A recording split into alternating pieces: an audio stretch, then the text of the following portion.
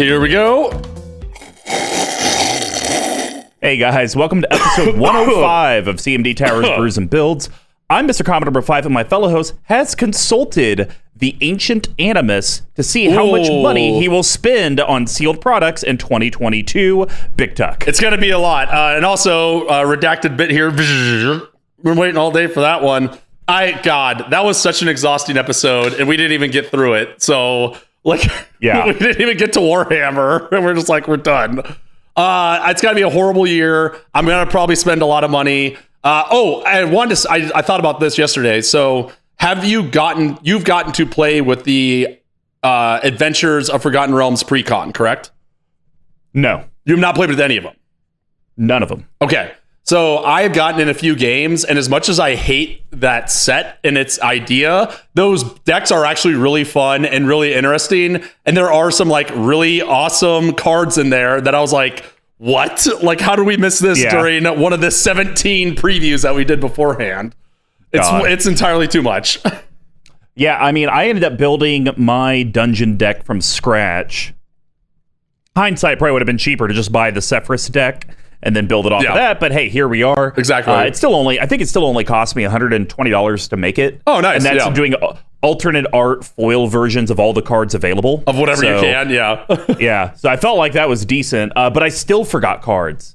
Like, I sat there, researched dungeons forever, and I still missed like 2 or 3 cards that I had to order after the fact. What? There's only like 10 cards that say venture into the dungeon. I know. I totally forgot about that legend that's in Azorius that allows you to get the trigger twice. Oh, yeah. I have one of those from a friend, so I guess I have to... Yeah, it was... just for some reason, I had completely forgotten that, even though I literally built the deck with 0 ways to win outside of dungeons. So did you leave in the one that's like when you're attacked, you get a clue, and then whenever you sack a clue, you go in? Okay. Oh, hell yeah. Okay, that card that's like good, right? Like, I think it's good in a like a general deck, right? Yeah. I love it. I think it's a good card. The reason I kept it in the deck, though, was because I also put... Tamio's Journal, right? Yeah, Tamio's Journal in there. I kept wanting to call it Teferi's Amulet, and I'm like, nope, that's not it. Tamio's Journal. That generates food tokens instead. Teferi's or phase tokens. No, Homerid tokens, and then you can eat them. Oh my god. So and the only reason I kept that in there is because of Tamio's Journal, because I don't have really any ways to tutor in the deck because I am hardcore in this dungeon thing. It's like, meh, if it ends up working out, I might be able to go tutor. And literally, that's how I won the one game I played with. Oh, really? Tamio's Journal, I got 3 clues, went and got Omniscience, played it, won the game on the spot. Wow, no way. Yeah. That's incredible. Okay, so it's good. Yeah. Did you have the other card out that, like, when you're getting attacked, you're also generating clues, or you just had Tamio's? Oh, no. I think I had that out for like a turn or 2, and then it got blown up, and then I just had Tamio's. Yeah. So, I think it's good. I think it's a card that it'll be. Let's call this, if Smothering Tithe is like the ceiling of mono white tax, I would say this is like, or let's do this. Rhystic Study, Smothering Tithe are the same. I would put this in like the Mystic Remora category. Only because Mystic Remora doesn't stay around as long. Sure, okay. So it's like you get a couple quick hits of value potentially. This is a card that I could see sitting there, and you're going to get value on the same kind of level. To where Mystic Remora, you're going to get value maybe 1-2 turns tops. This is one where it's like, it'll be nice maybe on 6 combats or 5 combats throughout the game, but it's not going to be groundbreaking like a Smothering Tithe or a Rhystic Study. Right. And I'm actually got it. Do you remember what the name of the card is called? Nope, totally don't. What's it with everyone shipping stuff without tracking? I'm like over here, I'm pretty sure I like bought this stuff. Okay. So the card is 3 weeks ago. The card is called Thorough Investigation. For those who aren't keen in on this, 2 colorless and a white for an enchantment. Whenever you attack, investigate. Whenever you sack a clue, venture into the dungeon. So for me, I actually think this card is playable outside of the venture deck, right? Because it's like. It's mono white. You can have dungeons in anything. Yeah, right. And like, it's like, so this effectively, because one of them, the first thing is just scry, right? So, I mean, that in and of itself is good enough for like a mono white deck or like a white red deck where you're going to be attacking every turn anyway. So now at least you're getting something out of it. Anyways, I don't know why this came out. Oh, because you're the only person I know that played this. And we're talking about AVR and the nightmare of product land that we were in. It's horrible. But yeah. Well, so apparently that's what Tuck's been going through. My life has been a lot less stressful. Tuck, you and I have not had a true chance to talk about this. We're going to use the beginning of Brews and Builds to do this. Spider-Man No Way Home trailer. Thoughts? I don't care. Like, I'm not the Marvel diehard that you are. Yes, I've seen it. Did you see? No, did you see that it almost got 500 million views? Wait, I think what? It's like at 300. It's at 350 or 400. Oh, sorry, million. Yeah, 500 million. Yeah, it's at 350 to 400 million views right now. So it's passed Avengers Endgame by over 100 million, and that's the one that had the previous record. Seriously? For most watched trailer. Yep. Yeah, I think that it's fine. I am not very excited for it, to be honest with you. I know you are because you're a Marvel fan, but here's my argument. No, go ahead. Here's my argument with it, right? Like, it seems like there's not going to be any, in my opinion, the Spider-Man movies that work the best are the ones with the lowest stakes, right? For example, for me, the first one, Homecoming, was better than Far From Home because Spider-Man as a superhero to me is best when he's like dealing with being Spider-Man in a small scale, right? Like bank robbers and that stuff. Like that's how the character started. And now you're like roping in Strange. So this is my take on it, and then I'll let you convince me otherwise. So you're roping in Strange and making it entirely too complex than it needs to be. And also the thing that frustrates me even more is like this is like totally Marvel's path of being like they're so desperate to cling on to recognizable IP and actors that there's like anyone could have played a new Doc Ock, right? Like this is like a stupid example, but like Tom Hardy as Dr. Octopus or like Ansel Elgort as Dr. Octopus, right? But they had to bring back effectively and literally from the dead Alvaro Molina, who's like 60. A bunch of 14-year-olds are gonna be like, who's this old fat guy with a bad haircut and why does it matter? Right? But like Disney knows this gimmick so well of being like, okay, yes, like we got the kids coming in because Spider-Man's cool. And then we have like these old guys who are like, oh, I remember Spider-Man 2 being great and hopefully potentially Green Goblin, Spider-Man 1. I do now with all that being said, I do like the two parts of that I liked is that it seems like Benedict Cumberbatch is in the pocket as Doctor Strange, like where he's like, okay, I won't cast a spell, like wink, like kind of that goofy off kilter stuff.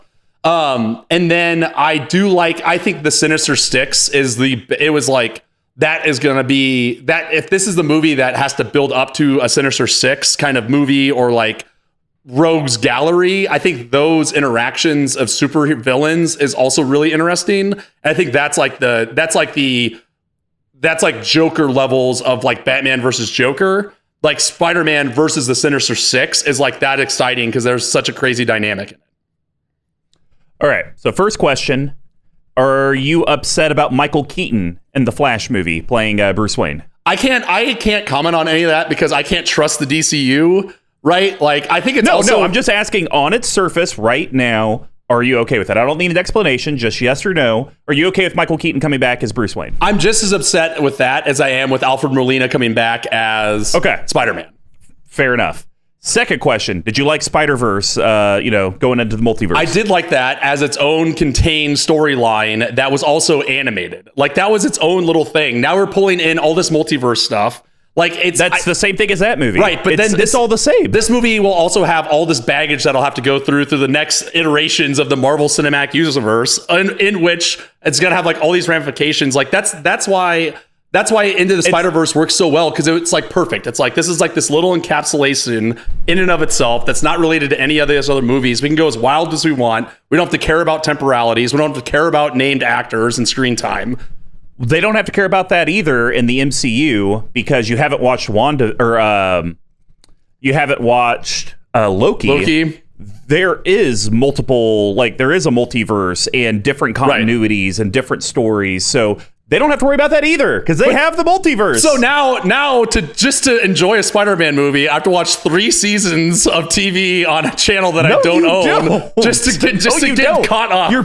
You are being a grognard and nitpicking. That's why you have to go watch 3 seasons of a TV show on a thing that you're not paying for. If you would just accept like, oh, it's a multiverse thing, that's a thing. That happens. I will say this: I'm way more excited about this than Black Widow. Still haven't seen it.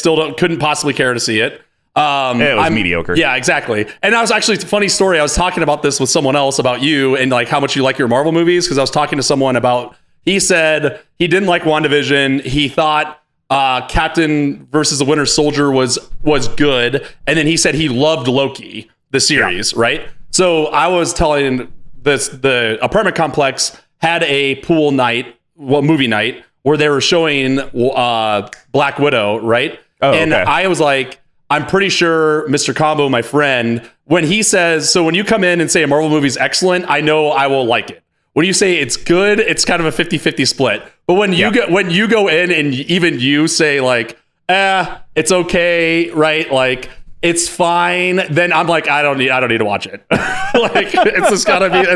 It's a hangover movie. But I will say this: when you have not, there's not been something that you have liked a lot and been like, you have to watch this that I haven't. That has not paid out. Like Mandalorian paid out. Doom Patrol, even though Doom Patrol was a soft recommendation from you, very enjoyable as like a background thing to like just laugh at. Right. The one I would give to you is the Harley Quinn series. The animated one, it's actually, it's the same scope. Like, I can't recommend sitting down and shotgunning it a la the Mando, because that was like movie after movie after movie. Yeah. This one's just like, if you're just looking to blow 30 minutes and want to laugh, or like a lot of times when I got back from the bars, I was like, I need to have a glass of water, maybe throw a lip in. I'll watch an episode or two when I'm like catching up on my phone. Gotcha. You know what I mean? That's fair. Well, last thing before we move on, Venom 2. You're excited for that though, right? Yeah. I am. I think that I'm pretty sure we talked about this, but me and Mr. Combo are big stans. I think it's the term for it for Venom 1. Oh. Like super. I don't know. I think that's what the internet calls it, right? Stans? So my brother texted me. He's like, "Is Venom worth watching?" And I was like, "Yeah." It's like if you go into it as an action like superhero movie, C-ish. If you go in and expect it to be a dark comedy, B+. Maybe even higher. It's so like just that one scene of being like, you see, Eddie, on my planet, I'm kind of a loser, like you, just like you.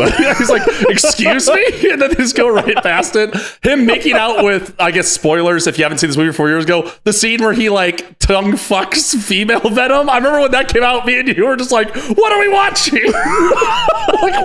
And the biggest recommendation you can give people, Tuck, with that movie is Mr. Combo's fiance, who is not into superheroes at all, watched the movie and laughed throughout. Oh, did she? So, okay, yeah. I think she loved it. It's a good, like, I think it's a good, like, have 2 beers and have a friend over and sit and watch it. It's like that. It's like perfect for that, right? It's like, it has a good clip to it. Tom Hardy's great. But yes, I think that they have that. I think with the sequel, it's definitely going to be darker and more violent, which is good. Oh, yes. Yeah. And Carnage, baby.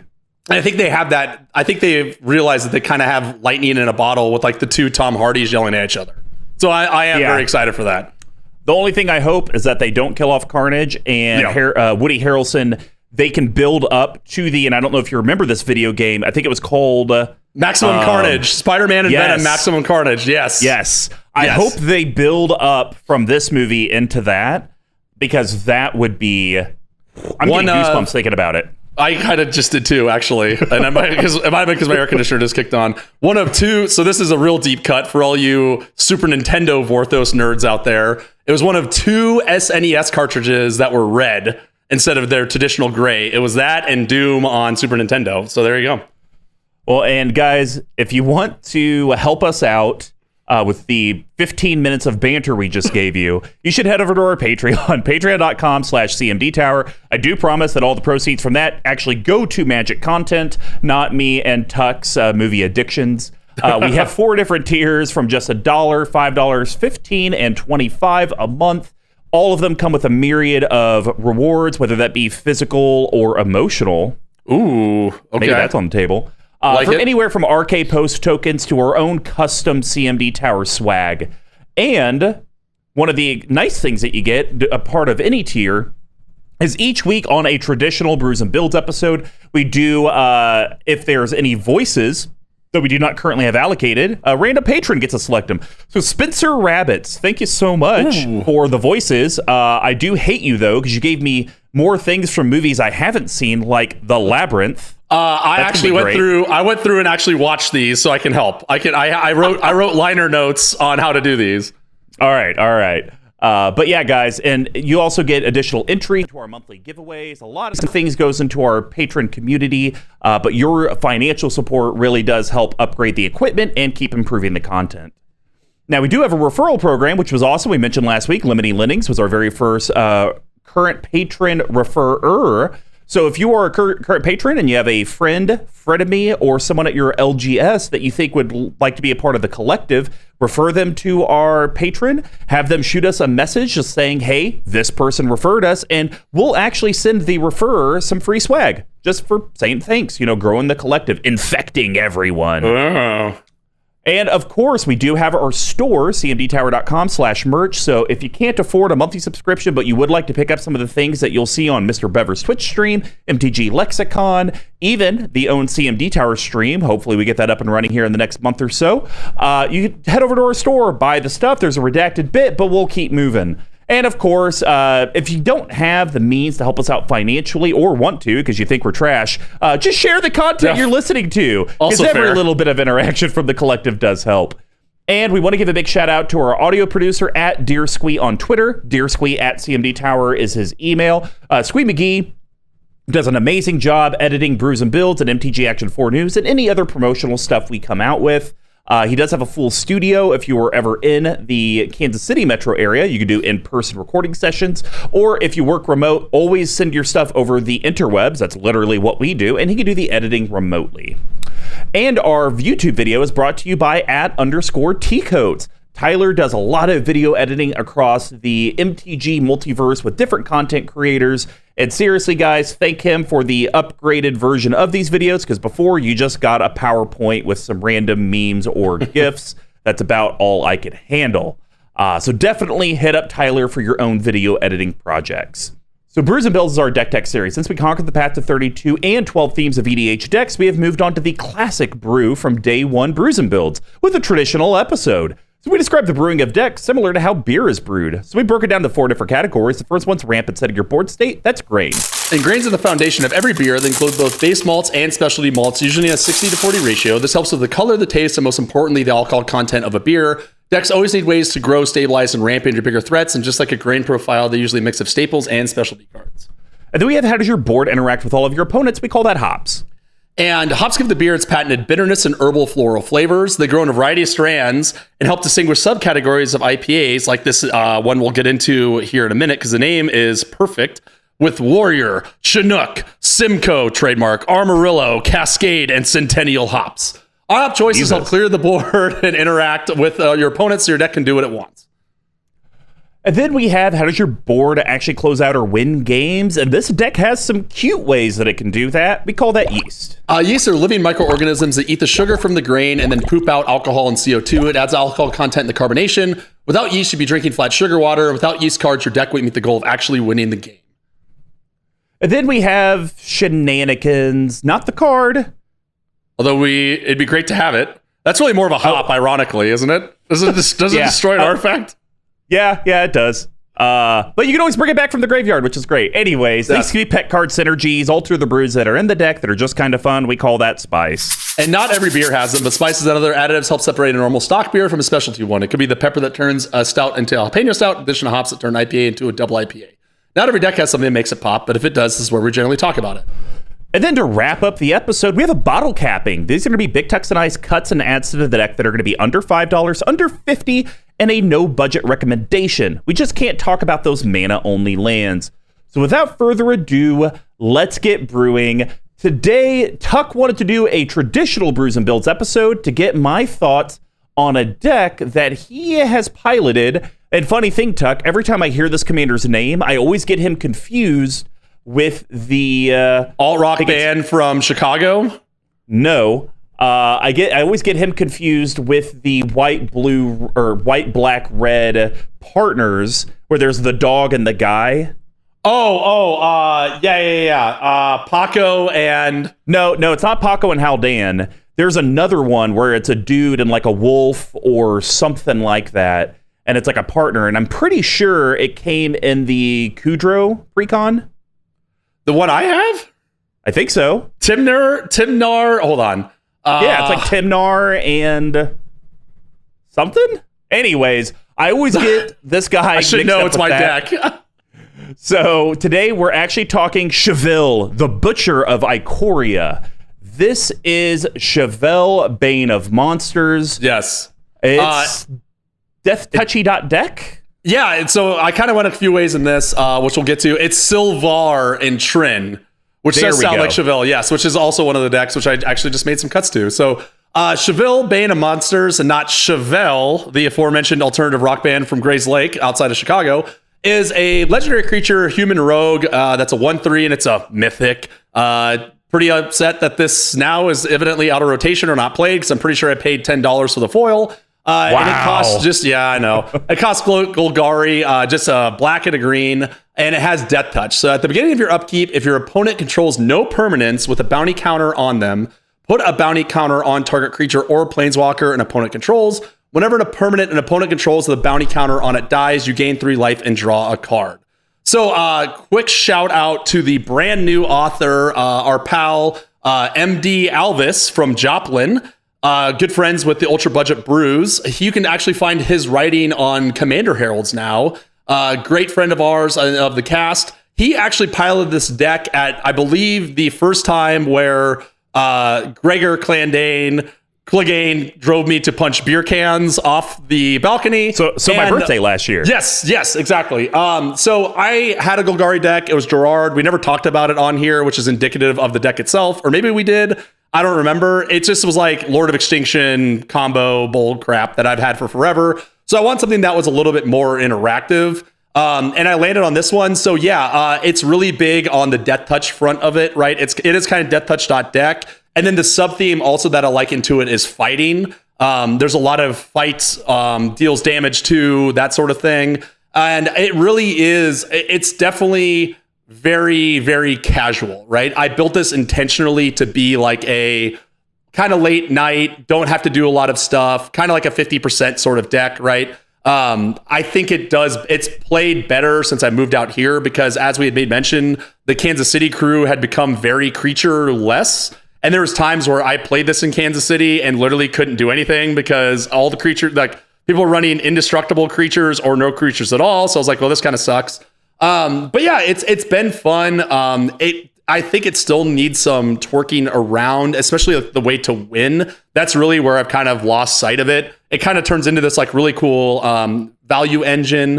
It also is fairly political because you can be like, hey, you know, if you help me kill this thing with a bounty counter on it, I'll make sure that it goes towards someone else. Maybe I'll draw into some help, that sort of thing. So I have enjoyed playing it. I think it just needs a little bit more of like there's a few inclusions and things that I think might make it a little more streamlined, have a little bit better draws, and have a little bit more of an endpoint to it. And the last thing I'll say before I turn it over to Mr. Combo is the beer that I'm drinking today is from Terrapin out in Athens called the Hopsecutioner. Bum, bum, bum, bum, bum. So I got a few thoughts on this commander. Not so much the deck, but just the commander. Okay. Initially, this seems like a very narrow, probably not great for multiplayer guy. Because as I read him, it's beginning of your upkeep. If they control no permanents with a bounty counter on them, put a bounty counter on target creature or planeswalker opponent controls. Well, I'm going to stop right there. That's stupid, because now if someone has a bounty counter from something else that's on an enchantment, you don't get it because they have a permanent with a bounty counter. Sure. I'm just saying, like, there's some edge cases to it. Yeah, like Sir Nathan plays that, or he used to play that bounty deck in our play group. And so, you know, we've seen that. And the other thing I'm just not a fan of is that whenever a permanent opponent controls with a bounty counter dies, you gain 3 life, draw a card. but you could literally only put bounty counters at the beginning of your upkeep, so it's just not very conducive to a multiplayer game.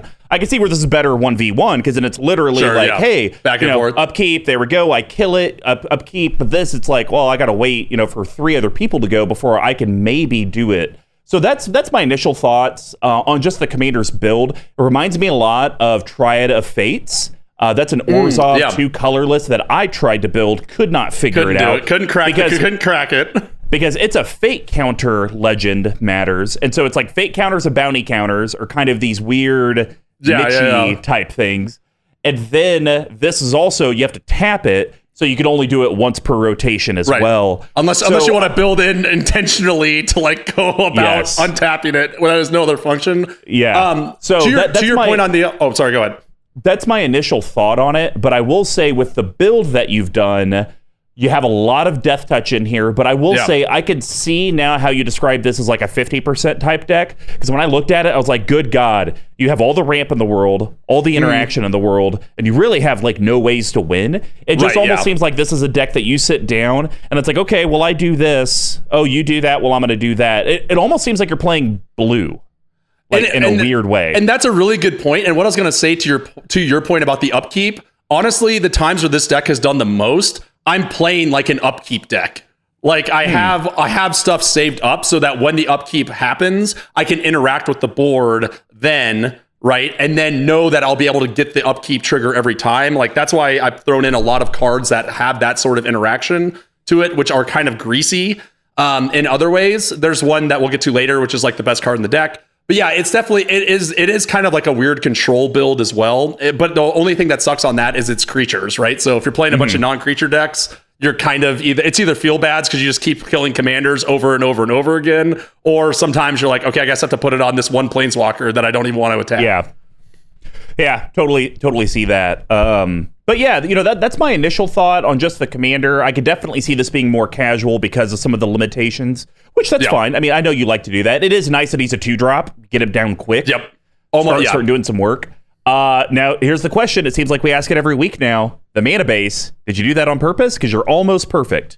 I don't think so. I'm pretty sure, because I built this and played this. I literally played this maybe 4 times and just put it into tapped out last week because I knew I wanted to do it this week, and I didn't touch any of it. But because I think one of the reasons why it is good is because of I did have Gerard in here, and I know I got his mana base like down to a point with like 7 swamps, 10 forests, and I also was able to get pretty much everything, every single land that taps for black or green as well, which I think always kind of helps with that stat. Yeah, and yours and your CMC is a 315, pretty good. Seems low to the ground. I was kind of shocked by that, to be honest with you, but I guess it's got like a pretty weird high end curve to it. Yeah, and you go 260 to 280 to pick up the deck. A little bit more expensive than I thought it would be, just to be frank. I agree. Usually, and one of the things that I want to start pointing out on our episodes is you have 5 mythics, 31 rares, 28 uncommons, 18 commons. When I see that kind of disparity, that also is somewhat confusing because, and I think that just goes to show that there is a lot of, not saying your deck has it, but what we would call bulk rares, just not high dollar cards. Yes. And the show is having 36 cards in your deck being, $240. I would actually thought with that number, maybe 400, 450. Oh, really? Yeah, because usually rares, a lot of times the rares that we play in Commander are like $5. Yeah. $3 to $5 somewhere in there. The mythics can be upwards of 10 or 15. So it's just like when I start adding that up, it's like, holy crap, this thing can get expensive quick. But you're able to do a good job keeping it low to the ground. Yeah, and to your point, if you look at the cost breakdown, there is 5 to 20. There's 20 cards that are in that 5 to 20 range. So that I think that, to your point, even though they might be uncommons or bulk rares that have kind of risen up in price, that's an interesting stat to look at as well. Yeah, absolutely. Well, let's get into the deck. Tuck, why don't you start us off? What is the first card you think is imperative to a Chevill deck? I believe we might be sharing this one because it's gonna make you reap some death. Oh, yes, it is. Yes, it is. How did you know that was mine? I have a history of this card. I just had a feeling because I think you and I have talked about this card on this cast before. So, right. Are you ready? Hold on. Yep. 3, 2, 1. Death Reef Ritual. 2 colorless Golgari enchantment. I'll give it to you. So yes, it is also an uncommon. It has Morbid. At the beginning of each end step, if a creature died this turn, you may draw a card. And lucky for you, this is one provided by Spencer Rabbits of one that you did not know, which is the female version of Jareth from the Labyrinth movie. So Sure. He's wanting a female David Bowie because that's the character that Bowie plays. So I watched the clip before this. Let's see if we can go. All who set forth in Polano are pawns in someone else's play for power, which actually is a pretty good one from Marquesa. Yeah. I have no right? idea who you were talking as. I mean, I know of David Bowie, never seen him in anything. Oh, fair. Yeah. So, thank God you got that one. He's very like, oh wait, you have seen him because he's in the Prestige. He plays Nikola Tesla in that with the 2 eyes and the mustache. That's David Bowie. Holy shit. Yeah. That's crazy. I think it might have been his last on-screen performance too, before he unfortunately passed away. So yeah. Wow. Nuts. It is. This card used to be like $5 and then it got reprinted in the ground. So for me, I was like, okay, because this is a $5 uncommon, it has to be good. And then I ran it in a bunch of decks. I was like, this card does nothing. But in this deck, it's so good. It's like if anyone else is playing a sack deck, you're drawing cards, you're going to be drawing at least a card on your turn. I think that's really important. Like I think this is a really good value train for this deck. Yeah, I mean, your deck wants to be killing at least one thing a rotation at a minimum. Yes. So at a minimum, this is a very, very slow... Well, hold on, because your commander also... it doesn't matter. Yeah, it's a very slow Phyrexian Arena. That's just what it is. Extremely slow. But if your deck's humming like it is, and even though you may not be getting bounty counters each player's turn, if you're pinging one of their things each turn, including your own turn, now it's an even better Phyrexian Arena because it's like you're still doing what you were going to do. You're probably going to do it anyways, but now you just draw 4 cards a rotation for just doing what your deck functions as. I agree. I think this card's better than Phyrexian Arena. Also, again, we talked about this. I think Phyrexian Arena is overrated. So I have seen this card really do a lot of work in this deck. All right. Well, my second one is actually a mana dork, believe it or not. But this is one of my favorite mana dorks. Is it prowling around? Yeah. It's a prowling around. Yeah. Oh my God. Let's go. 3, 2, 1. Leyline Prowler. A colorless black and a green for a 2/3 creature nightmare beast. That's an uncommon. How the hell are we 2/3? Because we're good. Because we're good at this. Death Touch Lifelink. You can tap it to add 1 mana of any color. And we have Nayrix Slipfinger, who sounds a little bit like our favorite puppet, Kermit the Frog. It feeds on the dark energies that course through the deep world, and on any other creature lured by the ley line's pull. Very good. Versus Purger. Oh, that sounds like Bane. This was brought to you by ABC. Oh, good Lord. Yeah, you can bleep that out.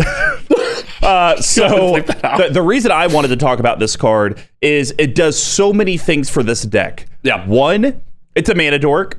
Simple. It's a 2/3, so it has a little bit bigger butt than chest, so it can be a decent blocker. And it's only 3 mana. Great. Death Touch, though, for this guy is so good. big because you could do it one of 2 ways. I'm going to swing and hit your Planeswalker. You only have a bounty counter on your creature. Do you want it to die to save your Planeswalker?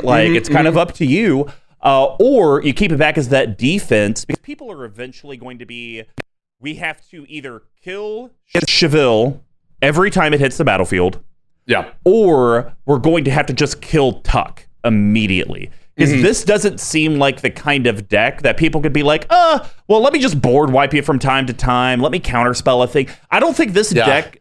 I think this deck probably plays very well against control decks because you have so much redundancy in getting your board established and interacting that I don't think you really care. And so that's why I really like the Leyline Prowler because it does defense, it does offense, it ramps you, and it's cheap. It does something the turn it comes out as a blocker, like a lot of mana dorks don't, right? And I do think that's something I always forget is because I think it's so incidental. The fact that, because usually when you play Chevill, I'm just drawing cards off it, right? And then I sometimes just forget he gains life.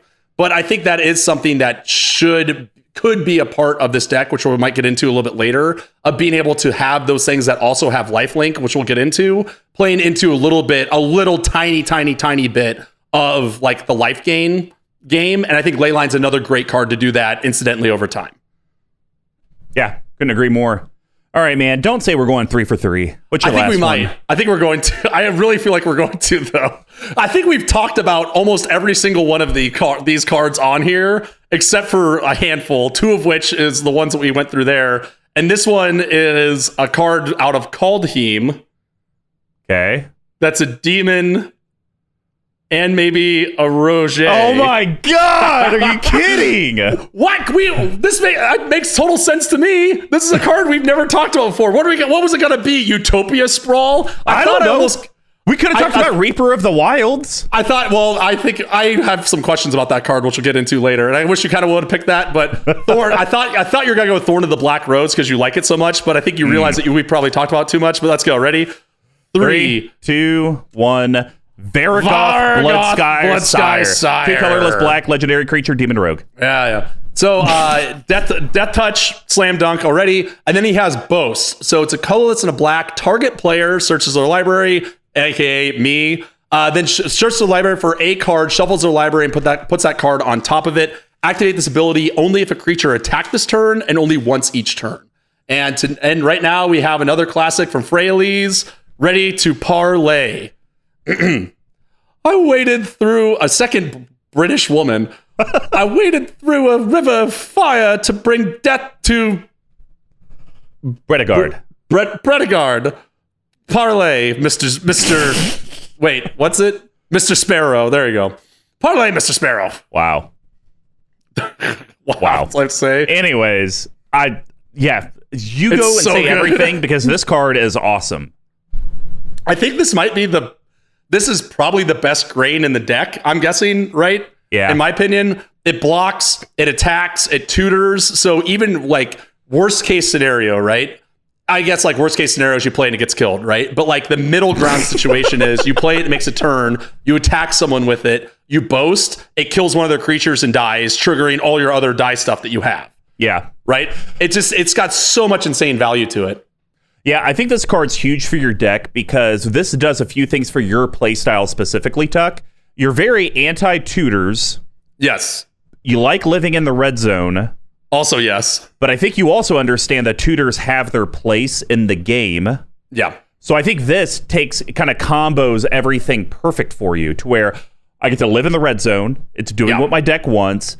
And I get to tutor, and it goes to top of library, so I still have to be able to kill something to be able to draw that card. And so I think this is the perfect balance of a kind of try-hard card, which are what tutors are, and, I don't know, licking paint, which is living in the red zone. I also think that in this deck specifically, a lot of times there's only like 1 or 2 cards that I would even want to like tutor for that are going to help me win the game, right? So the chance of me needing those, like they're both pretty situational. So this, at least I can go tutor with this card. I don't feel bad wasting it to go get a land or go get a ramp card or go get a removal, right? It doesn't feel as bad because it's more repeatable and goes towards the end of the game as well. Makes sense. All right, guys. Well, that wraps up the green section. Now we're going to head over to the hot profile, and I'll start this off with a card I assuming we're matching on because that's just the way today is going. This is. Let's see if we can go 4 for 4. A snaky snake. It's a snake. No, I do not have snake. Well, I think Ambush Viper is an awesome card for this deck. Interesting. Okay. So, colorless green creature snake flash death touch. It's a 2/1 common for 6 pennies, and we have a new voice with Uda Falkenrath. And this is the vampire Christian Bale Batman. Living creatures seldom impress me, but I did like this one. Good. Very good. So the reason I like this guy a lot, it's like a 2 mana removal spell on any creature but it does more than just situationally better murder. Sure. Because you're going to get death triggers, whether it be your creatures, your opponent's creatures. You're possibly going to get some sort of Chevill thing going. And it's 2 mana where it's a green and a black, basically. I don't know how many opponents are going to be like, oh, he has removal. Like, I better be careful. I think they're more going to be like, he probably has a fog. I guess I'll force it. Or what's the one? Veil of Summer. Yeah, there you go. Try to burn that. I think this card is really good for the deck. I like the fact that it is flash. It is a removal spell, but ultimately I will be cutting it because of when I played with it, this card is kind of underperformed for me. It's kind of like a one and done. I don't really want to get it back. However, every time that I have played it, it is a removal spell. And to your point, no one has seen it coming, right? Which has its own sub value. For me, this is just one that doesn't always perform the way I want it to.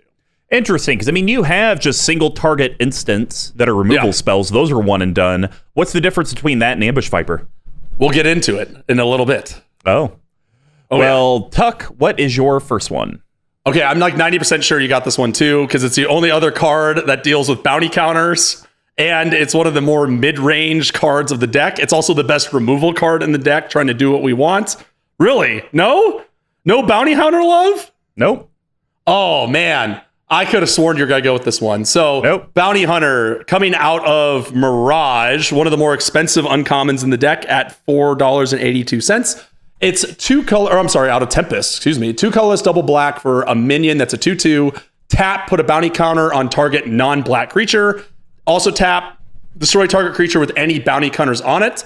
And this is being read from Gideon, who we have then redacted to a generic Wolfenstein bad guy. There we go.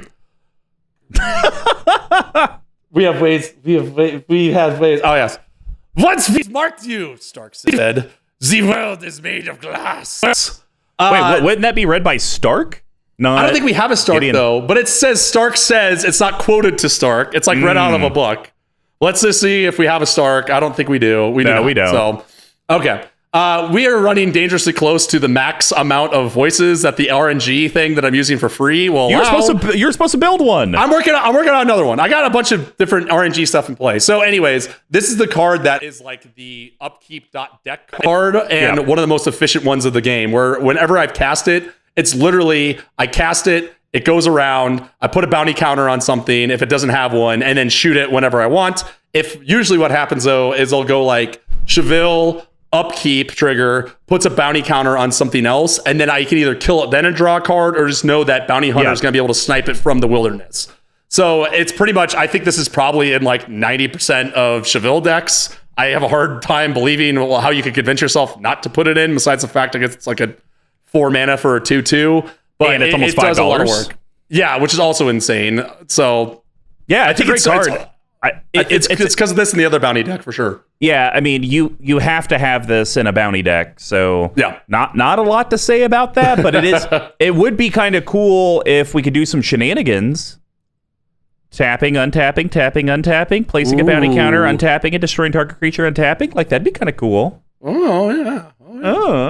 I think I'm picking up what you're putting down here. All right. Well, my second one is one of the few lands that you do not have non-categorized, but I thought this one's really cool. It's a non-traditional land. It's one I've never seen. Arena? Yeah. Very cool. It's a land. It's a little under $6. 3 colorless tap target creature you control, and target creature of an opponent's choice he or she controls. Each of those creatures deals damage equal to its power to the other. I look at this as you're winning no matter what. Because it's either, you're always going to do it with the death touch thing, I'm assuming. Yeah, 100%. Yep. And so it's either like, hey, do you want to do your bigger creature against my death touch so you can kill it? Or you're going to pick one of your smaller guys. No matter what, I'm still winning because I'm going to remove a creature of yours and I'm going to get a whole myriad of triggers. And for only 3 mana, one could say it's like its own murder. Oh, I thought that I was extraordinarily cute when I thought of this card because I remember Denny Durrell, or whatever, Mr. Durrell. I don't know if he has a nickname on here or not. But anyways, he's in Colorado now, RIP. he had a copy of this that I saw when I was like going through his cards at some point. Interesting. When I was, so he had one from the art series too that has like the little paintbrush, which you can also see in the original Mana Crypt, that little paintbrush logo. You know what I'm talking about? Anyway, it doesn't matter. So I thought it was just tap target creature you control and target creature and opponent controls. I did not see the opponent's choice until I actually played the card. So I was kind of a downer, but yes, I completely agree. It's usually, when I've used this, it's exactly like you said. It's like they have I intentionally put a bounty counter on something that's innocuous, like a mana dork, or, something along those lines. And then I trigger it and be like, all right, so like you said, your choice, right? And we on the podcast love nothing if not a card that forces your opponents to make a decision. That is very factual. It's true. All right, Tuck. Well, what's your second one? So this is a interesting targeted removal that I don't have enough data on, but I think it has a lot of potential to be played. The only time I've ever seen it played was in one of your decks when Squee was playing it, and he killed maybe a mana dork, but he needed the land so bad they just needed a target. So Death Sprout is a really interesting one. So 1 colorless, double black, and a green for an instant. Destroy target creature, search your library for a basic land card, put it on the battlefield tapped, then shuffle your library. And for the last voice that Spencer gave us, we finally got Vraska, one of my homegirls. She may be mentioned in this here thing. So I knew that this was some dumb Harry Potter character, and I knew that you would probably have the voice better, but I looked it up, and it's Tim Burton's wife. It's Bellatrix Lestrange. Really? Oh, do you get it? Like, it's like Lestrange, but she's a weirdo. The book was written in the 90s. Get over it. I don't care. Then why do so many people like it? Okay, so anyways, and it's, I don't remember her name, but it's Tim Burton's wife. And I watched a 5-minute super clip of her, most of which was just her going like, Is that when you're just over there like chain smoking at your desk? Yes, like what am I doing? So anyways, I think I did watch one. There's one where she I thought I was only half watching it, and she says something to Malfoy and then sounds like she kisses him on the ear or something. When in reality, she just goes like, mwah, next to him. Very strange. All right, here we go. They say nothing lasts forever. I say everything lasts forever, just not in the form you may be accustomed to. You just sound like a witch. She's a witch. How else would you describe it? Isn't that factually what they call them? Isn't it wizards and witches? That would be correct. Okay. Harry Potter nerd. I'm foisted by. You always hate on me for hating things, right? Yeah. About just intentionally, because I am a bit of a hisser. But what's funny is I don't go into these things half cocked. I do the research so I can talk about it. But then what happens is I become so knowledgeable about why I hate it that I then have the answer to all these things. So you mean you're literally the definition of a hipster? Yeah, it's I know so much about Harry Potter only because I've had to do research into why I hate it so much so I can explain to people who like it. Oh my god. So anyways, okay. Yeah. Enough about that. So the Death Sprout it's the way I look at this, this is I think you might have literally said this before. It's hey, would you run murder and then pay an extra green to go tutor for a land? Yep. And for me, in this deck that has so much removal and so many creatures that can be removal in and of themselves, it's yeah, I absolutely would, right? Yeah. Leave 4 up. You have Chevill and a bounty counter out, right? Leave 4 up. You might have some other interaction. If not, you just blow up the bounty counter, go get a land, right? That's kind of how this card's paid out for me in the past. Yeah, I completely agree. I mean, I literally only run murder in decks where I can't run Death Sprout, or I'm running it with the Death Sprout. Really? So okay. Yeah, I mean, if it doesn't have green, I just put murder in. But if it has green, I'll put in Death Sprout, especially if I have one, just laying around, or if I remember to put one in, because it is just murder. Pay a green. If murder literally said 2 black, colorless, destroy target creature. And then kicker green, go get a basic land and put it on the battlefield tapped. It's okay. I actually, you know what? I bet you people would like murder more if it read like that versus Death Sprout. Yeah, 100%. But then you're just gonna do that. You're but to your point, it's such a fallacy because you're just going to run that card only to go, like you run that card to only pay the kicker cost, right? Yep. Or else you'd run like something else. So Yeah, like murder. straight murder. All right. Well, my last one is an Elefante that likes Yeah, it to is. fight. Here we go. Oh Here my we go. God. 3, 2, 1. Thorn Mammoth. Thorn Mammoth. 5 colorless green creature elephant. All right. All right. It's a 6/6 for 50 cents. I thought it was way more. Trample. Whenever Thorn Mammoth or another creature enters the battlefield under your control, Thorn Mammoth fights up to one target creature you don't control. And we have, finally, I get a good one. All right, They're all good. So I kind of lost my breath from laughing so much. So give me a second.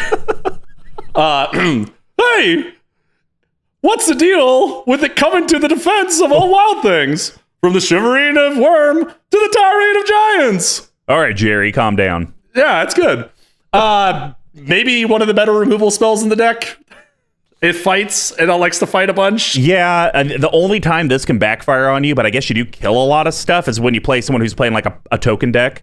And hey, Yeah. I made 6 tokens this turn. It's like, oh, I'll fight them all. And it's like, wait a minute. Oh, it does say up to 1. So I guess you can choose to stop it. Okay, good.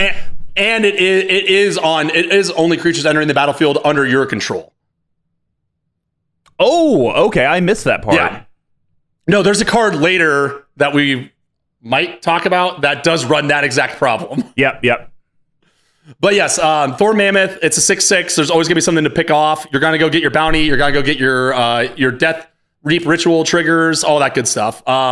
Again, this is another one that's like, for my opinion, pretty meat and potatoes. Mm-hmm. Here's the question I have for you. Could you see running this in another deck? Like just off the top of your head. Yeah, I mean, I think it would run fine. And honestly, any deck that has green and has at least like 15 creatures in the deck or 20 creatures, or bare minimum ways to make lots of tokens, because it is just it's a really expensive removal spell. But I mean, kind of look at this like murder. It's just like, why not? all right, so it's going to take me 6 creatures entering the battlefield to kill whatever. So 6 times what the 3 mana that murder costs, that's 18 mana. Do I want to play 7? And then hopefully I have enough ETB stuff where I can get the other 5 kills and it's now paid itself. I think you at least need to kill 3 things with it for it to just be better than a removal spell. So I think it has a lot of upside, and I think this is a very casual card versus a removal, because if this ETBs and kills something, it has less feel bads versus instant speed, I'm killing your stuff. People get a little butthurt about that. So I think this could see play, and also your casual play groups probably would run this more, than an actual removal spell. Yeah. So since we're about to transition into the Yeast, the fact that it is a 6/6 trampler does play into how this deck can win sometimes. And with that, we're going to move from the hop profile over to the Yeast. And I already know we're both talking about it. The first one on the list. Let's go. 3, 2, 1. Apex Altasaur. Woo! One of the best cards in the deck. 7 colorless, double green for 10/10. Dinosaur, $3. It is not a 999. It is a creature dinosaur. It's a rare. When Apex Altasaur enters the battlefield, it fights up to 1 target creature you don't control. Enrage, whenever Apex Altasaur is dealt damage, it fights up to 1 target creature you don't control. And voice? Jira Trump, if you will. Or Joyra Trump. It brings belligerent. No, come on. Let's see. It's way more nasally, right? It brings belligerence to new heights. Make America great again. Yeah. Wall. They're going to pay for it. So, yeah, I really like this. This is an up to one as well. I don't know where I had it in my head where it just kept happening. So this is another one. Oh, God, I'm also an idiot. I was literally going to say, like, so it just kills itself if you just keep casting creatures. Nope. Okay. And so, yeah, I really like this because the nice thing about it, though, and this is kind of weird, it's a great card, but it only works once. And it's done on it because you have to figure out a way to ping it. So then it's like you have to figure out this weird Rude Goldberg machine because you have so much death touch in here that can potentially ping. We might get to that. And so now it's going to be like, oh, crap. I need to ping my Altasaur. I don't have a good combat to where someone's going to have to block or I kill them. And my pinger has Death Touch. It's like, what do you do? Do you like move the equipment over Apex Altasaur, then just kill that thing when it hits you? So you kind of have to like figure out how exactly you're going to make Apex Altasaur work more than the one time. Is the one time amazing? Absolutely. But I would actually probably put this card more in your spice section because of the amount of Death Touch you have. I don't see you getting the enrage effect a ton. And there's no trample. That's a good point. Right. So one of the ways, and I actually talked about Murph with this too after I played it a couple times, because his is like, he's a much more focused player than I am, right? Whereas I'm kind of like, and the kitchen sink mentality, if you will. And he was like, and I was like, so how do you win with this? He's like, well, there are a few ways, but honestly, one of the ways is if you play it like a fight deck, the board is just going to get cleared out of all the big threats. And eventually you will likely just have big enough creatures just to start bashing people in the face with it. So that's why I think like this and Thorn Mammoth do double duty in both these things, right? They can deal their damage, they can clear the board, but then they in themselves are big beaters in and of themselves. They can start getting in the red zone, start chipping away pretty significant chunks of damage. Makes sense. All right, Tuck, what's your second yeast card? I already know we probably aligned on this too. Yeah, I'm pretty sure it is. I assume he's bearing some semblance of a fang. Yep. All right. God, I hate this. 3, 2, 1. Finn the Fang Bear. A colorless green, legendary creature, human warrior, uncommon. Why? It's so good. Yeah, weird. It's 1/3. It has Death Touch, shocking. Oh, this is hysterical. This is actually really funny. It's got Death Touch, and it says whenever a creature you control with Death Touch deals combat damage to a player, that player gets 2 poison counters. And if they have 10 or more poison counters, lose the game. And this has been a errated to this day voice of Sentin the Centaur Druid, which is Christian Bale as Bruce Wayne. Oh. All right, so it's like, come, comma. Yeah, like, come, comma. Claim what you lost. Does the Great Serpent fear a rematch? I mean, is it? The Great Serpent's not even real. Oh my God. Yeah. So if you can't win with big creatures, then you win with small ones. And this is the card to do it. Honestly, when this card got previewed, and I think we might have talked about it during our I'm sure not so accurate review, I was kind of like, okay, I need to figure out. I can't remember which came first, honestly. I know I wanted to build Chevill after I saw Murph play it.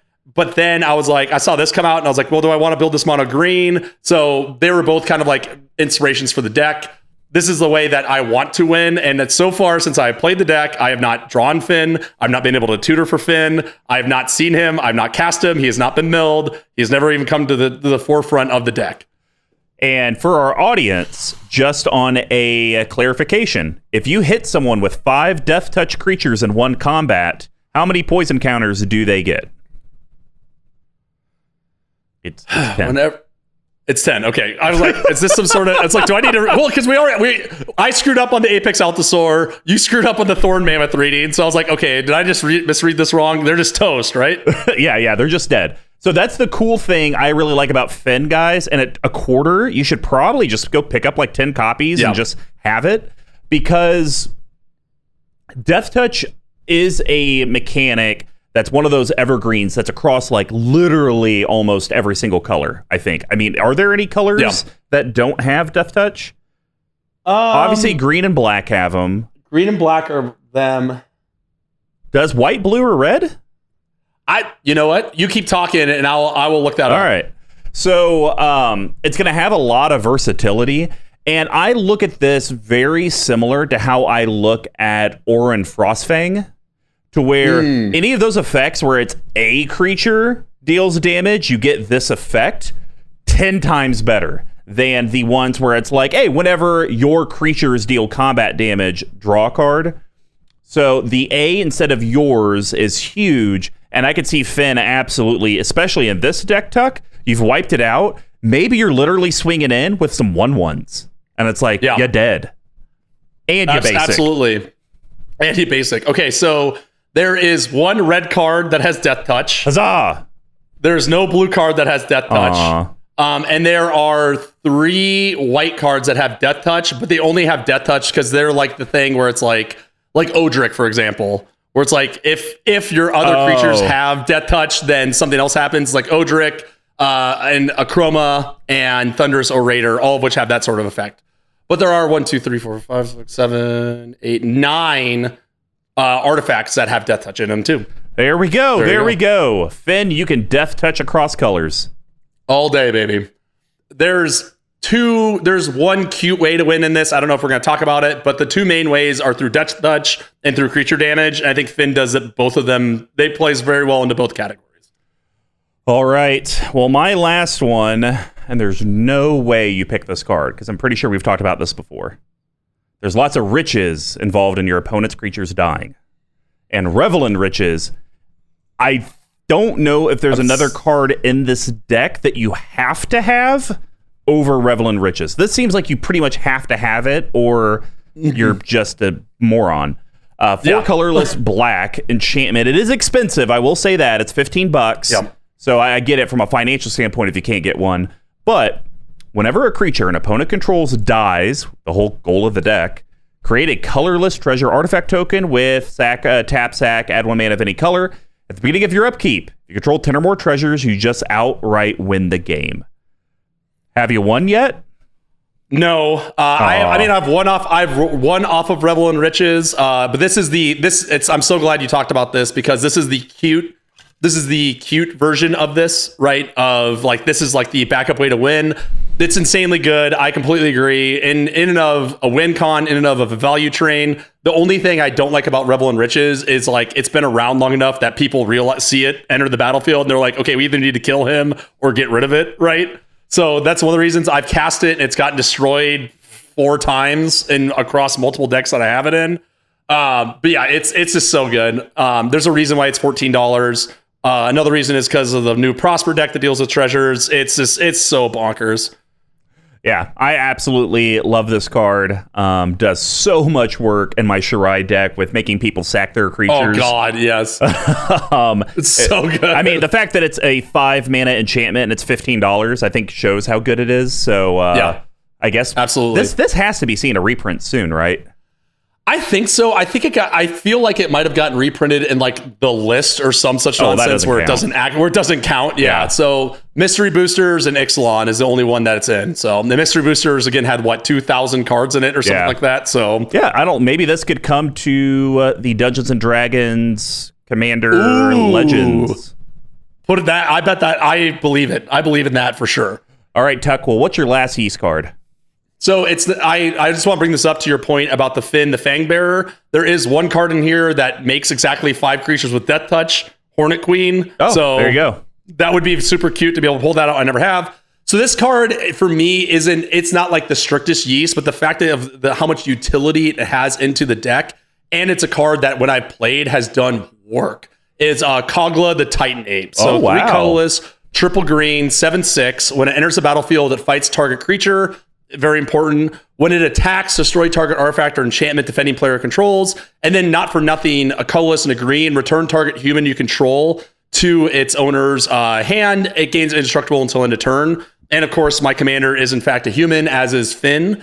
So there's a lot of utility there. This is a card, and it's kind of difficult because like in a lot of ways, it's kind of a hops, right? Yeah. But the fact that it's all... The fact that it's all on one card and it synergizes so well with the rest of this deck, it's going to be attacking and it's a 7/6 and it protects your commander. Like this card is just completely bonkers in here. When I played it, it's been like immediately targeted. And if it has it kind of takes over the game because I'm clearing out everything. So if someone has like a propaganda, okay, sure, I'll pay 2 and then just blow it up, right? And then that clears the way for everything else in the deck. Yeah, I mean, look, I would still put this in a hops. Just because I picture this a lot like Questing Beast. I don't know if I'm ever putting Questing Beast as a Yeast card. A Yeast, yeah. But I do like a lot of the cute things in here with, being able to protect your commander. Being able to get your initial fight and then getting some of that attack stuff, that's kind of cool. I like that it gives Kogla indestructible. So if you end up starting some sort of fight loop or anything like that, it's like, hey, I'm going to lose some value from Chevill, but let me pay 2, bounce it back, give Kogla indestructible, and then I'll continue on whatever I'm doing. Because you do have some cute ways that you can do things like that. So I really like it. I think an even cuter thing, which doesn't make sense for your deck, I'm just thinking out loud, it would be really funny to put Kogla in a deck with Conspiracy and name everything humans, and then you can bounce him and fight stuff all the livelong day. I think that'd be kind of funny. That actually is pretty cool. I kind of like that. And I have a spare copy lying around, so maybe this is sub-theme Conspiracy. Subhuman theme? Yeah. Oh, actually, that would be kind of awesome. Have Kogla be like your secret commander. You run Conspiracy, everything is humans, and then you start bouncing all your ETB stuff, and you actually become like an ETB deck. And then you also coat of arms because it's a colorless, and that's how you actually win. Oh my god! And then you win Altar of the Brood, and you're just winning off of stuff entering the battlefield. I love it. All right, guys. Well, that's gonna wrap up the East package. Now we're gonna head over to Spice and BigTuck. You didn't have a lot of options. Yeah, I know. I feel like you're not gonna talk about your favorite Spice that's in here. So, which of the other two do you think you'll talk about? I am going to talk about, I'm wondering if you're going to take the bait on it. So I think you're going to. So I'm actually going to talk about Predator Ooze. Not the Oob, but the Ooze. He is a Predator. You see that? So 3 green for a 1/1 creature Ooze, indestructible. When it attacks, put a 1/1 counter on it. Whenever a creature is dealt damage by Predator Ooze this turn dies, put a 1/1 counter on Predator Ooze. So this is, for me, the definition of a Spice. This is a card that I've always liked. This is a card that I played in Tiny Leaders and ran in every Tiny Leaders deck, and it was borderline unbeatable for a 3-drop that has indestructible and just gets bigger and bigger and bigger. And I do like the fact that you're going to be getting in the red zone with it. If you can give it Death Touch, or if it attacks something and then you fight with a creature with Death Touch, it gets bigger over time. That's why it's in here. It's definitely a pet card of mine. And I just thought it was kind of a cute addition to put in with the indestructible clause. Yeah, so I actually cut it. That's fair. I'm not surprised. And I will say this. The only reason I cut it is I was tied between this and Gaunty. But I know you love Gaunty so much, and at least it does have Death Touch, so it does kind of fit. I think if you had more ways in the deck to give out Death Touch, or something you might want to look into is Death Touch counters. They came out with all those counters things. There might be something in Golgari you can do with that. I think if you had ways to do that, then I think Predator Ooze would be a yeast. I mean, that thing would be borderline unstoppable. It's just I don't really see a lot of ways to make it fit. Let me ask you this. Do you think Bow of Nylea should just be an immediate slam dunk in here? Oh, 100%. Why not? Yeah, because I look back, I don't have it, right? So if I had that... Think about this. If you go Bow of Nylea, that opens up your utility creatures more to where maybe you forced in a Death Touch thing, and it's like, you know what? Right. I could actually remove this for a Birds of Paradise, and it'll eventually get Death Touch, or Llanowar Elves, or something like that actually has power. That could be something where it opens up your possibilities a little bit more. But so Predator Uzo is very cool. I love it. It is one of those cards that I got very excited about when I saw it spoiled.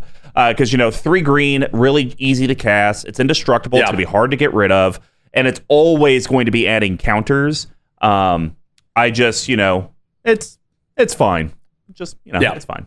All right. Well, I did take the bait, you son of a bitch. So I knew it. We're talking about the play. The only reason I took the bait is because it's actually I think it's a great card for the deck. So okay, cool. Because there's two cards in here that I want to talk to you about the Spice in the cutting sections, and this is one of them, and then another one is in the grain. So I'm excited to hear that you like this. Yeah, Garruk Relentless, 3 colorless green. It's a planeswalker, comes in with 3 loyalty. It's a mythic for about $5.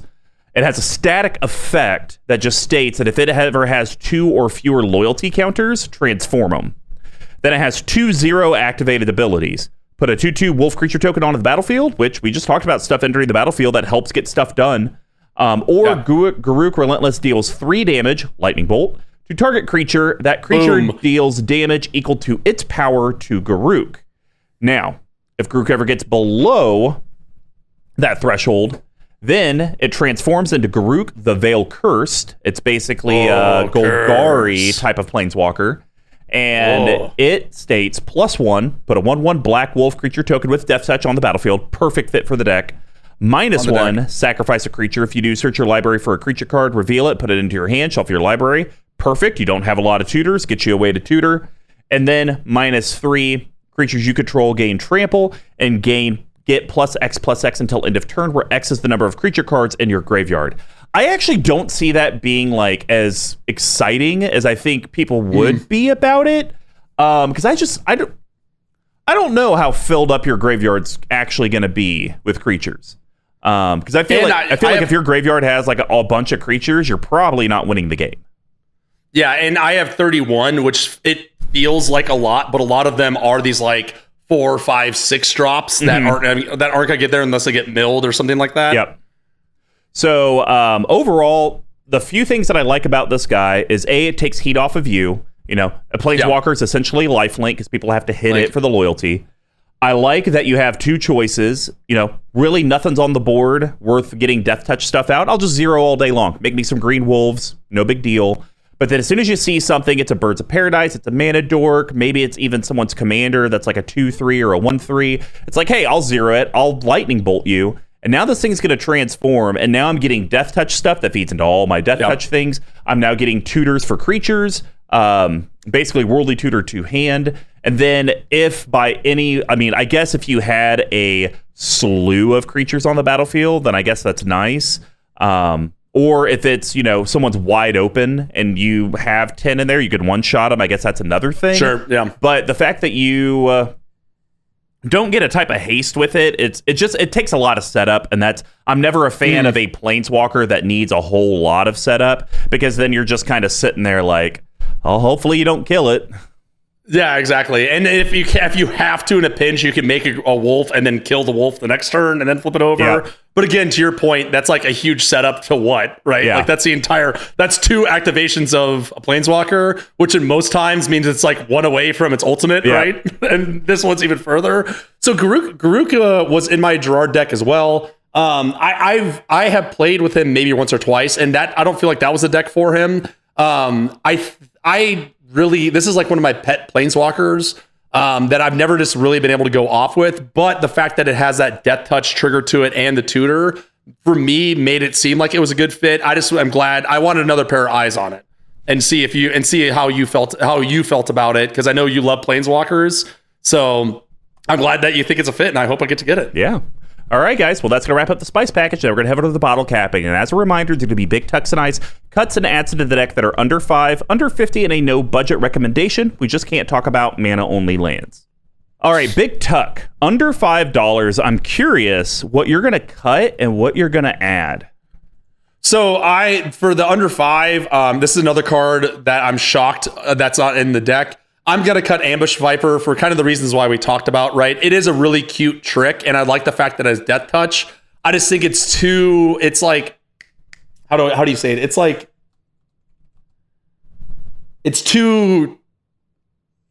a hot pistol, right? Like a gun that you like, it's like a gun you buy off the black market, right? Okay. Like you're going to use it one time to shoot someone, then you're going to throw it in the bottom of the Baltimore River, right? Okay. Like I don't like the fact that it's just so temporary. And once it's in the graveyard, I don't have a huge incentive to get it back out.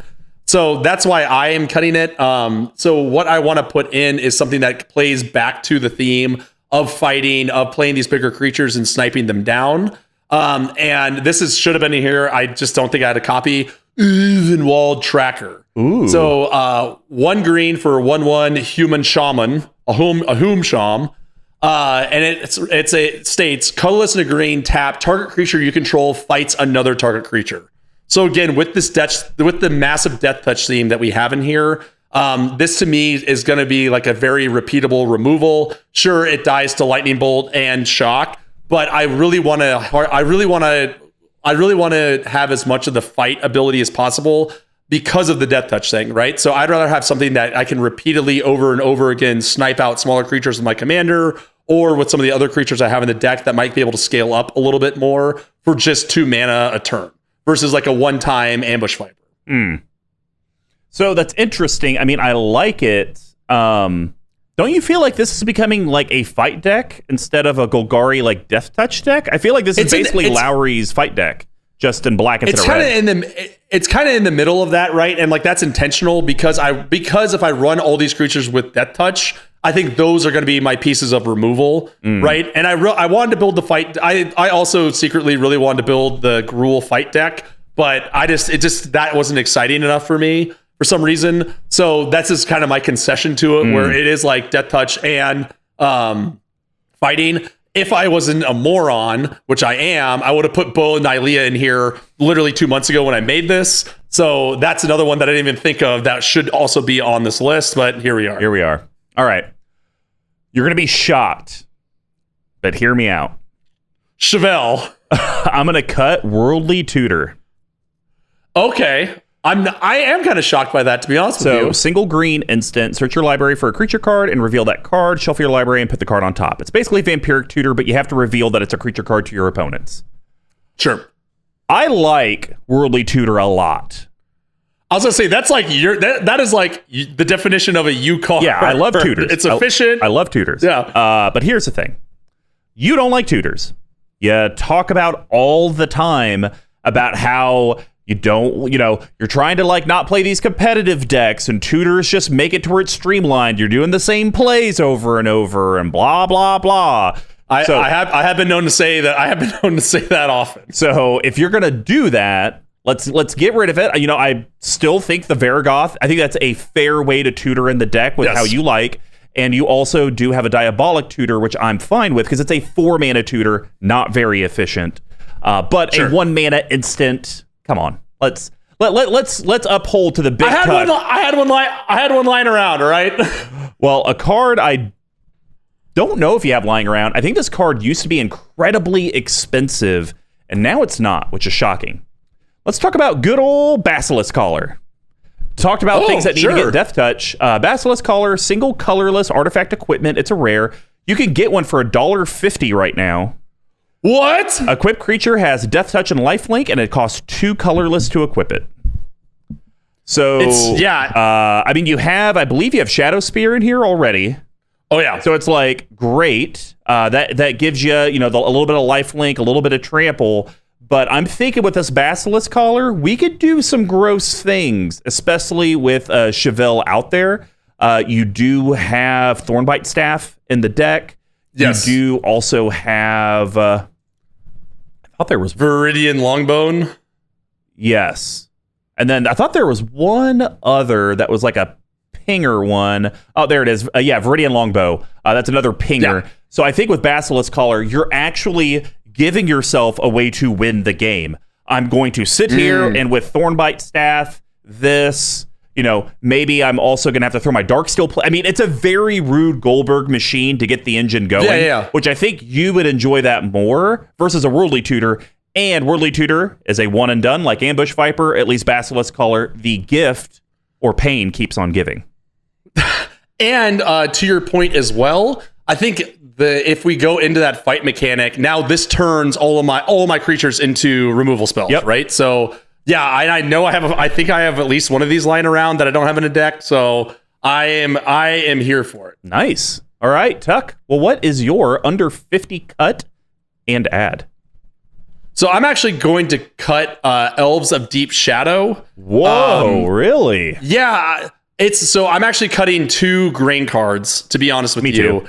And are you? Yeah. Okay, cool. So the reason why is because there's been a lot of times where I've just been so Elves of Deep Shadow is Land Where Elves, you tap it. It's 1 green for 1/1, you tap it, get a black, it deals a damage to you. There's been a lot of times where I have just hit lands and lands and lands and ramp and ramp and ramp, even though it doesn't really read that way. Yeah. And I haven't been able to get into things that are more threatening, right? So I'm stuck in this value engine, which again, it's like, okay, even if I go right now, tutor for an Apex Altasar or a Finn the Fangbearer, I'm not doing anything with it, right? So Elves of the Deep Shadows only cut because it pains you to lose one, and because my mana base if I cut a handful of lands here and there, my mana base would be quote unquote perfect. So I'd rather just have the Llanowar Elf varietals in there more than anything else. But this is another one that I was kind of shocked at and put in here because it does everything that the deck wants and it's extraordinarily cute. So this is a legendary dino called Tetsamok Primal Death. Oh, yeah. So 4 colorless black for legendary creature, Elder Dinosaur, 6/6. Death Touch. For a black mana, you reveal it from your hand and you put a prey counter on target creature. Activate only during your turn. And then when you have him enter the battlefield, he destroys each creature your opponents control with a prey counter on it.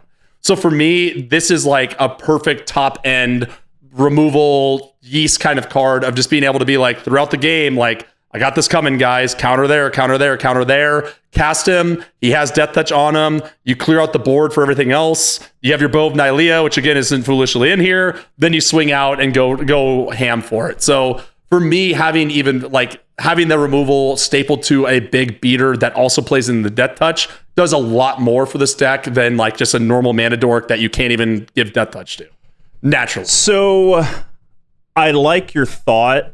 I just don't think it's going to execute how you think, because I used to run Tetsamok in my Carador deck.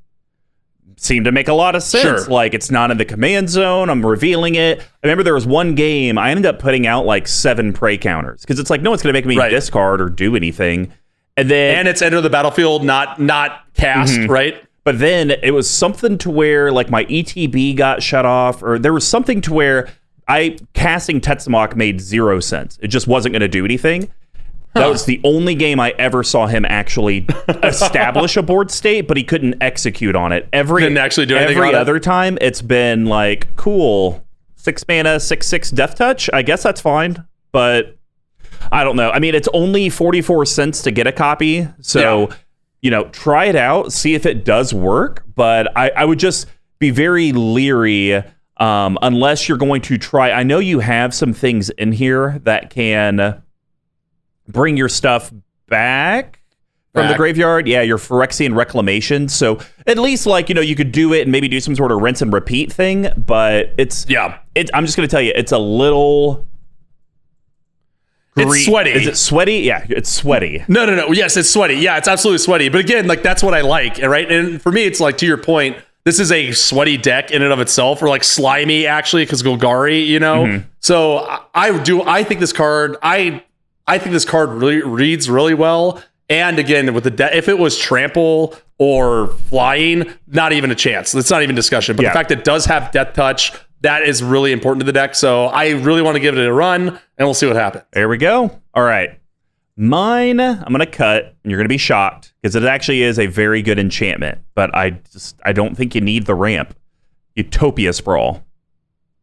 Okay. I think just get rid of it. Green, enchantment aura, enchant forest. As Utopia Sprawl enters the battlefield, choose a color. Whenever Enchanted Forest is tapped for mana, its controller adds an additional 1 mana of the chosen color. It basically turns into like a bounce land that you didn't have to bounce. Exactly, yeah.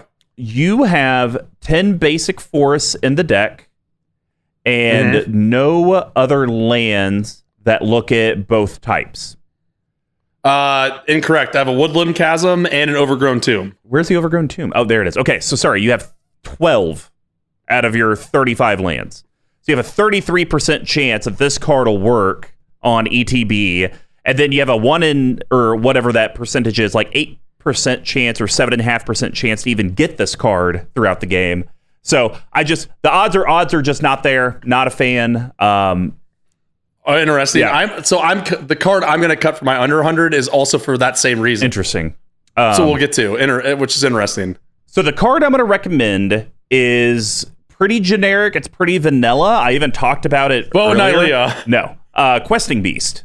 Don't know how you don't have it in here. Oh god, I'm not putting Questing Beast in here. Okay, well, I'm going to talk about it anyways. So Questing Beast. I traded that card away for $15 to fucking Duff, and he can suck it. It's 2 colorless, green, legendary creature beast. It's a mythic. It's a 4/4. Vigilance, Death Touch, Haste.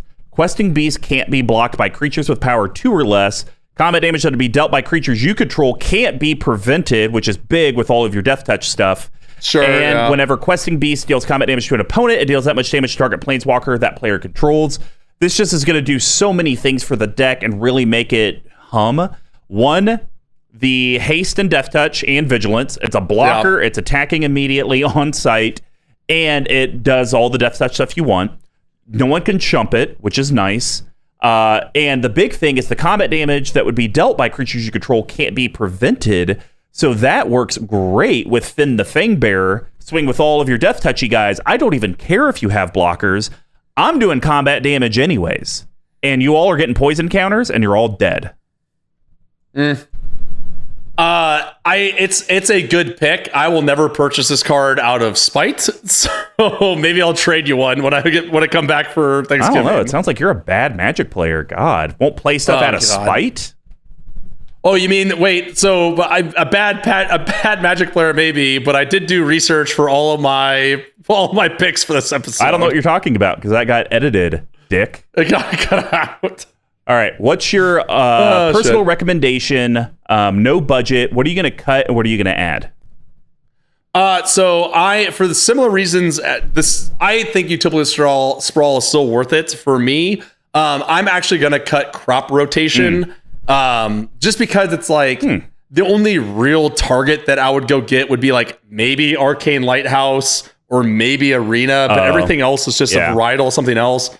I have no landfall. I don't have a Gaia's Cradle. You can use it to go get a forest, and that way Utopia Sprawl works. Oh, there you go. Yes, exactly. The tech. 1 to 1 to 1. It all lines up. It's just like, I think there's an argument that you can put Crop Rotation in every deck. I don't necessarily agree with that, to be honest. I don't agree with that either. So I'm actually going to put in something that does... it plays into the lesser part, and I've kind of been burying the lead a little bit with this, where I think that with things like Basilisk Collar and that sort of thing that do, and like a fair amount of my creatures have lifelink and death touch and that sort of thing. So this is an interesting one that I have, which is a card that I've always known is good. I just was looking for the right thing to do. So Witch of the Moors is an interesting one that I'm interested to see if it'll work out. So 3 colorless for double black for a creature human warlock. It's a 4/4 with death touch. So on theme there. At the beginning of your end step, if you gain life this turn, each opponent sacrifices a creature and you return up to 1 target creature card from your graveyard to your hand. So for me, if I'm already doing the Chevill thing where I know I'm going to be blowing up something and doing bounty counters probably on my turn to draw the card and be able to put the bounty counter back on something else, this one fuels me back into that, right? I also like your idea with the Basilisk Collar, right? I think that card is an all-star in here. So even if I'm only gaining 1 life on my turn and blowing up 1 creature, then that turns that one thing into a 3-for-1 with the benefit. So mostly I'm running this with another creature that has death touch and then also being able to force people to sacrifice other creatures. So it's a bit of a slimy pick because this card for me always has read very well, but it's still been in my binder since I opened it in Jumpstart, right? So I've just been waiting and waiting and waiting. And I think it's worth at least trying out in this deck. So yeah, I could see this being, you're already all in on the only your upkeep. So I think it going to only your end step, I think it's worth running. I mean, 4/4 death touch for 5. You think so? Yeah. The potential that maybe you could have someone sacrifice a creature. Yeah, I'm here for it. And I think even better, it's each opponent, right? It's not just target. Now the question though is how many creatures or how many ways do you have to gain life outside of Chevill? So I think that's a good question, and I think that's why if I may, Basilisk Collar is such a good addition, right? Because that's going to be something that I want out early. Like that would be to your point, Basilisk Collar would be a great tutor for Vargoth. Oh yeah, like first time he swings out, right? Because even attaching it to him to give him lifelink if I'm going to the red zone all the time, that works. And I checked, I have 5 creatures. So far there are 5 instances of lifelink in the deck, which isn't that much. Yeah. So I think, but again, the deck is built around Chevill, and he's at least gaining you 3 life. So if we go back to your point of the upkeep matters, that's where I think this card may have some juice to it. Gotcha. Right? So I don't know if it's definitely slimy, maybe a little sweaty, but I've wanted to put this card into a deck, and I think this is the only one that even comes close to considering for. Makes sense. All right. Yeah. I hope you're ready. I found some very juicy tech. Very, very juicy. Doesn't really do anything, but it's very juicy. Well, I mean, this deck doesn't either, right? There you go. I'm going to actually cut Okame Adversary. 3 colorless green, creature elf warrior, uncommon from Throne of Eldraine. It's a 2/3. This trash set. Yeah, trash set. The spell costs 2 less to cast if your opponent controls a green permanent. Most likely they're going to have it, but it's green's. Let's just say this: green's not as common as blue. So where a carpet of flowers, you're guaranteed to get value. Yeah. This could be a 50-50, but it does have Death Touch, and when it deals combat damage to a player, draw a card. I just think for the technical low end, 4 mana Death Touch for a 2/3 that it has to connect to draw a card. I'm not a fan of it. It's a little expensive for me. So yeah, I think. Oh, go ahead. No, go ahead. I don't want to say what I want to say because I'm worried that it's going to be the thing that you're putting in. So I'll just let you continue. So the card I want to add in, you can either get a copy from Masters 25 for under $2, or a copy from Legends for $150. It is legal in Commander. Okay. Don't have to worry about that. Good. I can see you feverishly checking. We are going to add, for the same CMC, the true CMC, for Hell's Caretaker. 3 colorless black, creature horror. It's a rare. It's a 1/1. Tap, sacrifice a creature, return target creature card from your graveyard to the battlefield. Activate this ability only during your upkeep. Oh, just turn it into a real upkeep matters. So, do you see where you go infinite? I have no idea what idea what you're doing right now. You go infinite with Thornbite Staff and Hell's Caretaker. So let me tell you exactly what it does and doesn't actually do. You have a creature in your graveyard, you have a creature on the battlefield, you go to your upkeep, you have Thornbite on the Hell's Caretaker, you tap it, sacrifice one of your creatures on the battlefield, return the other creature from your graveyard to the battlefield. That resolves, you get all ETBs. If you could figure out a way to untap Hell's Caretaker, you could then just kind of put it on repeat, and then you just never stop. So I have something because I thought this exact same thing with Thornbite Staff. Where are you going to get the 2 mana to pay to tap Thornbite Staff? What are you talking about? You don't have to. Because equipped creature has 2 colorless tap. It deals 1 damage to target creature or player. Yes. And then whenever a creature is put into a graveyard from play, and tap this creature. Then you have to pay another 2 colorless and tap. No. Hell's Caretaker specifically states, tap, sack a creature, return target creature card from your graveyard to the battlefield. So you sack your creature, you finish resolving Hell's Caretaker, because it's part of the cost. Thornbite Staff triggers, untaps Hell's Caretaker. You can then tap it again, sack the creature you just brought back. You don't need mana. It's free to tap. Yes, you do. No, you don't. Because Thornbite's... Reread Thornbite Staff. All right. It says, equipped creature has 2 colorless... Tap. Tap. This creature deals 1 damage to target creature or player. That's one effect. Right. It has another one.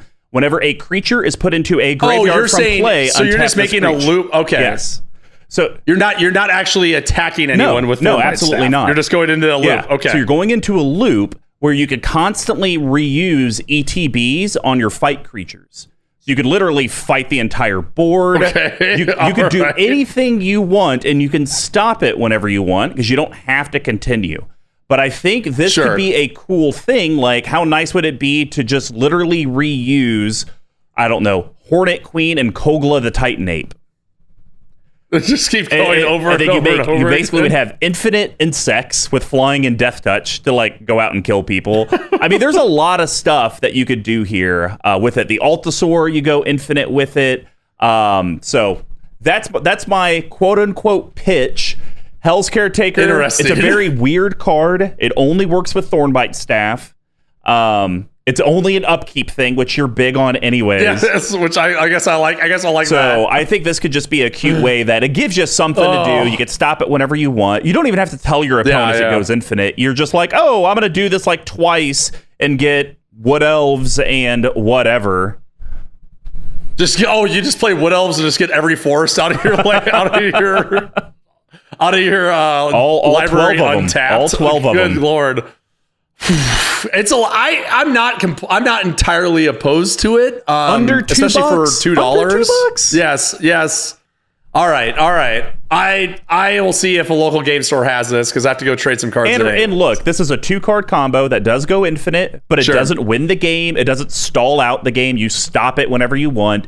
So all of your personal reservations against combos kind of goes away. Combos, it kind of goes away, and it's just value. Or it could win you the game because you literally clear the entire board, and now you bring back your poison dude and kill everyone. So, poison dudes. So before we end the episode, there's a card in here that I have a very long relationship with. It was the first card that I cut into my Prosh deck when I first started playing. And I think I've always tried to make it work. This is a deck that I feel like it may, but I'm still not sold on it. And that card is Reaper of the Wild. So 2 colorless, black and a green for 4/5 creature Gorgon. Whenever another creature dies, period, scry 1. For a black, it gains Death Touch until end of turn. And then for a colorless and a green, it gains Hexproof until end of turn. So I have lost the ability to look at this card fairly because I opened it in China, right? I played it in China, and then when I moved back and got Prosh, I was like, boom, like I can immediately make this deck better into it. So I have completely lost the ability to look at this objectively. In this deck, it does get Death Touch. The Hexproof thing doesn't really matter, and there is going to be a lot of other creatures dying to scry out the top of my deck. I can't tell if this is a card that's like, it's sweaty in the deck, it's a spice, it actually is good. So what is your thought on Reaper of the Wild? So here's my thought on a generic, let's just call it Golgari deck. I think it's a good card. I think it would be worth running. Sure. I think the issue with Prosh and with Chevill, potentially Chevill, if you definitely go my direction, it'll go this way. The decks where you have lots of creatures dying is where this card isn't as good. Because anytime I ever see effects with Scry 1, I always get to the point where it's like, oh, well, I want to keep that. I got 15 more Scries that I can't do anything with. Right. So that's where this card loses its luster, is in a deck like a Prosh, where you're probably sacking 7 or 8 kobolds. You looked at like 2 cards, and it's like, well, I want to keep that. I guess I'm not going to use my other 6. I'm going to win on this next. I'm going to, like, in this pile off the initial, I'm going to win. So the rest of it's just like, trash. All right, pass, right? And Chevill, depending on how much true killing you're doing, if it's something where creatures are dying, let's just call it 2-3 times a rotation, then I think it's actually worth keeping in, because being able to look at the top potential 3 cards of your library, you're basically topping to an extent. That's not bad. That's decent value. But if you do see, like, man, I got like 6, 7, 8 creatures dying, which is good. That means your decks are doing what it wants. This card's value just depreciates, because it's not like there's a way to draw cards on this thing. Like, whenever another creature dies, either scry 1 or draw a card or something like that. Or pay 2 and draw. Or even surveil. Yeah. Like, that would be better. Yeah. So that would be so much better. I think you just need to evaluate. If you're under, let's just call it under 5 creatures a rotation dying, keep it in. If you go more than 5, I'd probably cut it. Yeah. And do you think in this deck, if it didn't have the ability to gain Death Touch, it's immediate cut? No, I don't think so, because you run other things in here that just deal with like creatures dying. You get an effect. Sure. You know, we literally talked about Death Reap Ritual that literally happens once per turn, draw a card. So it's like you have that, and there's no Death Touch or anything. It just needs creatures dying. Well, this also just needs creatures dying. It's just the difference between an enchantment and a creature. So this would be that perfect creature where we talked about earlier.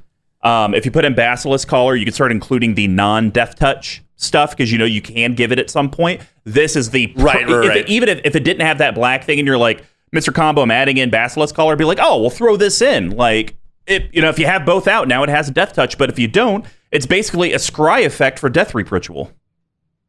Right. Okay, cool. I said, I have a very attached history to Reaper of the Wilds. So I just wanted to see if I had just completely lost my mind or where No, you're fine. I have the same thing with Altar of the Brood. It should go in every deck.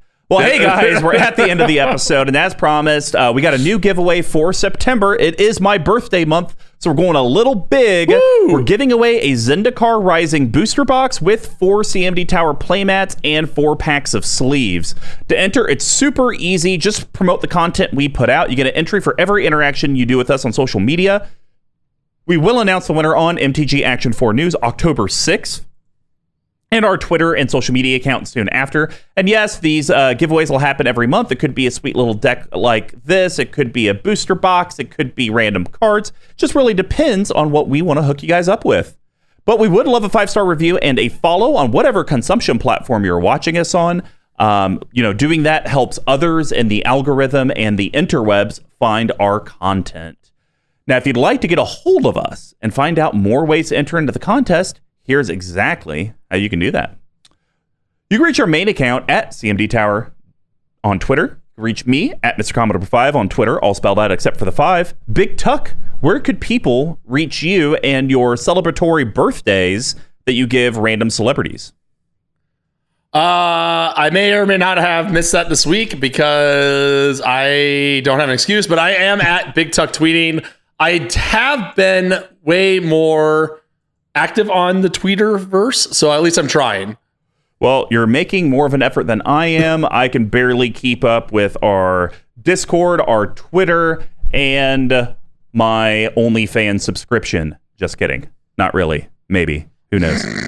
Well, no. Yours is just cooking, right? Yeah. So like nothing happened to you. Oh, that's this week. right. Yeah, you're just cooking up. You're it's just magic stuff. content and cooking.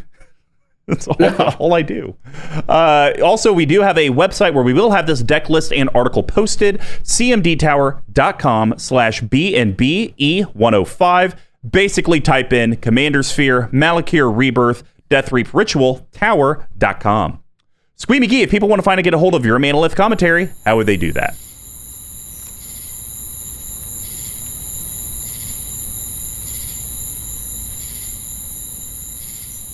He can do everything you need from an audio perspective, does have drum sets, guitars, keytars maybe. Who knows? That could be a future edition. Microphones. I almost gave him the melodica, which is the one that I played the Game of Thrones theme on. Oh my gosh. Basically, he does all the audio editing for our channel, and if you would like him to help you out, you should definitely reach out. Now, our awesome video editor, T-Coats, Tyler at _T-Coats on Twitter, does all the video editing for CMD Tower, plus many other content creators. He's a great guy. Reach out to him for projects. He's always looking to sharpen his skill set. And also, hit him up. Let him know what you'd like to see different on our YouTube pages, even if, dreadfully, it's wanting to see Mr. Combo and BigTuck's faces in the video. I don't know if you want it. In the face! In the face! In the face. Not you, fat Jesus. Slide it all back. Guys, another way that you can support us is head over to our Patreon. Patreon.com/CMD Tower. We have all the different tiers like we talked about. Thank you, Spencer Rabbits, for being a supporter, I think, from like day one. I think it was like almost, him, yeah. Chuck the Slice, and Redacted Nick the Uncle Hotness. AJ. Uncle AJ. Yeah, I think those were a few of the cores. Oh yeah, the hotness, man. Lemony Lemons. Was he a day one? Gotta give him a shout. Oh, he was close. Yeah. Like he's been around for a while. Well, thank you, Spencer, for helping us out with the voices on this episode, as that's just one of the numerous things we give to our community to kind of feel like they're a part of the process. So definitely head over. Plus, you get additional entries into the monthly giveaways when you're a part of our patron community, on top of all the social media interactions you may do. Now, if you can't afford a monthly subscription and you would like to still pick up some of the swag, head over to our store, cmdtower.com/merch. There's a redacted bit somewhere in that fog of a bit. So yeah, please, we got playmats, we got sleeves, we got coins, we got all sorts of stuff that's CMD Tower branded, and it's very, very nice quality. Now, if you're an existing patron and you have a friend, frenemy, or someone from your LGS you'd like to recommend, we'd only take those 3 categories. We will not take significant others. We will not take estranged aunts, or maybe a little overzealous at Monopoly cousins. Only those 3. The worst. Have them join our patron community, and then have them send us a message letting them know which legacy patron member recommended they join. And we will send you, depending on the tier they sent up, just a little thank you. You know, it could be some product, it could be a signature, it could be a photo of Mr. Bubs. Who really knows? The mystery is there. So I just sent you the last card that I needed for the fan submitted deck that we gave away last month, and there may or may not be some sort of drawing in there. So don't completely rip the envelope up. Wait, you shipped that deck in an envelope? No. I sent you. No. I shipped you the deck, and then remember there was one card left over. I just put that in the mail. Okay. In an envelope. Okay. I just got that. Well, Tuck, I'm about to have a heart attack. Chevill, the butcher of Ikoria, can you kill me? I feel like I need it. About died. How do you feel about this deck? This is one that you specifically requested that we do over one of our other segments. So do you feel like you have a better grasp on it? Yeah, I think so. I think, even though it doesn't make for great content, which I disagree, I think the fact that we hit so many of the same cards, and the ones that you talked about were ones that I put in here intentionally, makes me believe that it's well built. I still, even without the Hell's Caretaker rigmarole, which is not bad, I think you made something out the gates of saying like this is like a 50% deck, right? So I think if I try to turn this into like some sort of crazy competitive control lockdown rigmaroles, it's not gonna be fun anymore. So I think with all of the cuts and adds that we talked about, including things like Bo Nylea and leaving in things like the Reaper of the Wilds, I think this deck will continue to be fun for me, and maybe just slightly like it's at 5 right now, right? In terms of the dial, if we take it to like a 6, then it's more consistent. It's something I'm going to want to even play even more. Yeah, I mean, right? I really like the Hell's Caretaker thing. I think it's funny, especially since like Thornbite Staff is a big piece of this deck. That's very true. I would say if Thornbite was like a spice card, then Hell's Caretaker doesn't make any sense. But since it is crucial to the deck, it's like, why not?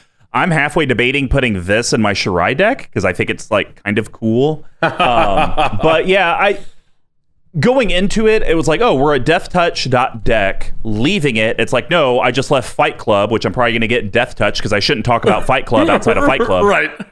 So I don't know. I mean, I'll have to play against it, see how it feels. It just, at the moment, I would agree, even with Hell's Caretaker and some of the bombs that you have from an ETB perspective, I still feel like we're just kind of treading water. We're not drowning, which is good, but we're also not actually like swimming to the shore for some sort of resolution. Believe it. I was just drowning in this Hydro Flask. Wait, here we go. Oh my God. Well, guys, I'm about to go read the Bible as I feel like I need to after witnessing that. Bye-bye.